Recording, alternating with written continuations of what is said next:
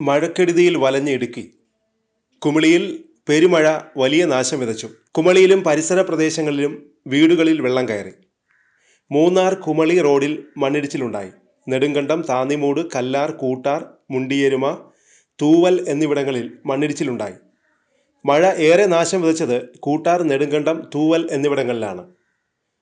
കുമളിയിൽ ശനിയാഴ്ച രാത്രി മുതൽ അതിശക്തമായ മഴയാണ് പെയ്യുന്നത്. കുമളി ആനവിലാസം റോഡിൽ വെള്ളാരംകുന്നിൽ ശനിയാഴ്ച അപകടത്തിൽ സ്കൂട്ടർ യാത്രക്കാരൻ മരിക്കുകയും ചെയ്തു. കനത്ത മഴയിൽ റോഡിലേക്ക് വീണ മൺകൂനയിലിടിച്ചാണ് അപകടമുണ്ടായത്. ശനിയാഴ്ച അർദ്ധരാത്രിയിലായിരുന്നു അപകടം നടന്നത്.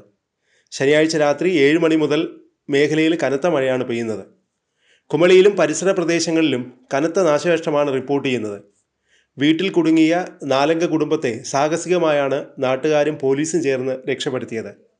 കുമളി ടൗൺ, ഹോളിഡേ ഹോം പരിസരം, വലിയ കണ്ടം, 1-ാം മൈൽ, പെരിയാർ കോളനി എന്നിവിടങ്ങളിലാണ് വീടുകളിലും കടകളിലും വെള്ളം കയറിയത്. ഇടുക്കി ജില്ലയിൽ പലയിടത്തും മണ്ണിടിച്ചിലും മലവെള്ളപ്പാച്ചിലും ഉണ്ടായി. ഇടുക്കി കുമളിയിൽ ശക്തമായ മഴ തുടരുകയാണ്. കുമളി, ചെളിമട, ആനവിലാസം, ശാസ്താനട എന്നിവിടങ്ങളിൽ വെള്ളം പൊങ്ങി. ശക്തമായ മഴ പെയ്തതോടെ ഇവിടെ നിന്ന് 5 കുടുംബങ്ങളെ മാറ്റിപ്പാർപ്പിച്ചു. വണ്ടിപ്പെരിയാറിൽ വെള്ളം കയറി. വീടുകളിലുള്ളവരെ ഇവിടെ നിന്ന് സുരക്ഷിതമായി മാറ്റിപ്പാർപ്പിച്ചു. 42 കുടുംബങ്ങളെയാണ് മാറ്റിപ്പാർപ്പിച്ചത്. വീടുകളിൽ കുടുങ്ങിയ 5 പേരെ രക്ഷപ്പെടുത്തുകയും ചെയ്തു. പാറക്കടവ്, മുണ്ടിയെരുമ, കൂട്ടാർ എന്നിവിടങ്ങളിലും മഴക്കെടുതി രൂക്ഷമാണ്. ഇടുക്കി നെടുങ്കണ്ടം കൂട്ടാറിൽ മലവെള്ളപ്പാച്ചിലിൽ ടെമ്പോ ട്രാവലർ ഒഴുക്കിപ്പെട്ടു. കട്ടപ്പന കൂന്തളം പാറയിൽ ഉരുൾപൊട്ടലുണ്ടായി. അതിഭയങ്കര ശബ്ദത്തോടെയാണ് ഉരുൾപൊട്ടലുണ്ടായത്. ഇതേ തുടർന്നുണ്ടായ ശക്തമായ മലവെള്ളപ്പാച്ചിലിൽ റോഡുകളും കൃഷിയിടങ്ങളും ഒലിച്ചുപോയി. ശനിയാഴ്ച വെളുപ്പിന് 1:30-യോടെയാണ് ഉരുൾപൊട്ടലുണ്ടായത്.